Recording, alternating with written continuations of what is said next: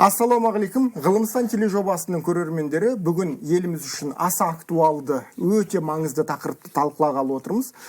Қазақстанда су көп, бірақ көпшілігі табиғи ластанған, химикаттармен былғанған, ал дәл іргемізде Телегей теңіз тұрса да, оны ауыз су ретінде қолдана алмай отырмыз. Бұл үлкен проблема. Осы мәселені шеше алатын жағдайға жеттік. Дәл қазір біздің студияда Нағима Орманбекқызы, Мұхтар Әуезов атындағы университеттің профессоры, эколог, химик. Нағима ханым, айтыңызшы, циолит минерал арқылы көптеген суды тұщыландыруға болады деген сіздің үлкен жобаңыз бар. Сол жобаңызды тарқатып айтып беріңізші.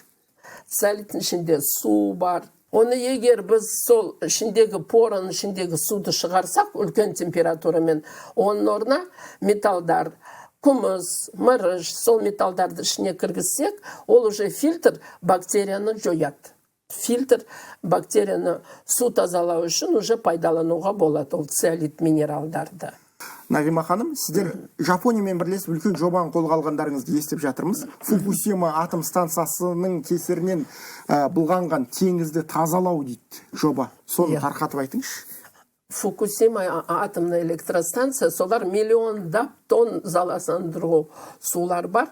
Оны тазалау үшін біздің жобамыз 3 мемлекет. Армения, Грузия, біздің Қазақстан 3 мемлекет үлкен жоба істеп жатырмыз. Ол жоба 3 жылға 23-ші, 24, 25 жылы 3 жылға арналған. Бізге Япония $360 мың ақша беріп жатыр, оның Қазақстан $90 мың. Ол су тазалау үшін біз циолит фильтрлерді пайдаланамыз. Армения өздерін фильтр циолит, Қазақстан біздің циолит, и Грузия 3 түрі циолит. Японияға қандай пайдасы бар? Оларда су, сондай атомный электростанциядан су көп, сосын оларда циолиттер көп. Біз оларда 3 технология көрсетеміз, қайсы оларға дұрыс болады, олар өздері таңдайды. 3 жыл біткеннен кейін олар, мына Қазақстандық циолит бар, Армениянікі, Грузиянікі бар. Оларда Японияда өзінде 3 түрлі бар. Қайсы дұрыс көрсетеді технологияны, сол технологияны олар өздеріне алады. А біз 3 жылда оларға соны көрсетіп, результаттарын беруіміз керек та 3 жылда.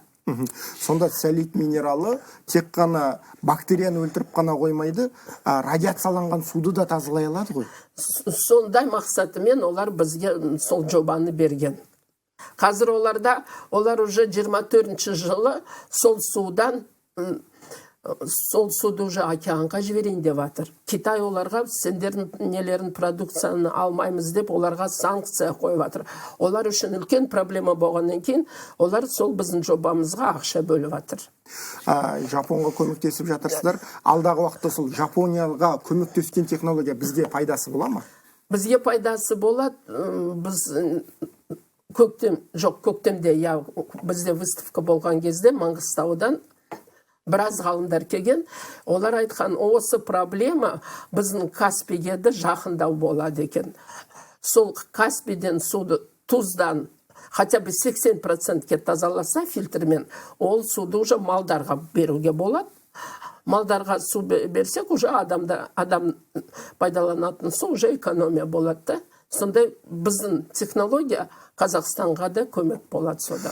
Маңғыстау өңірі, Атырау өңірінде соңғы уақытта қатты шөлейттену процесі жүріп жатыр. Малға су жетпейді, егістікке су жетпейді. Дәл осы арада міне Нағима ханымның циолит фильтрі үлкен көмекке келеді.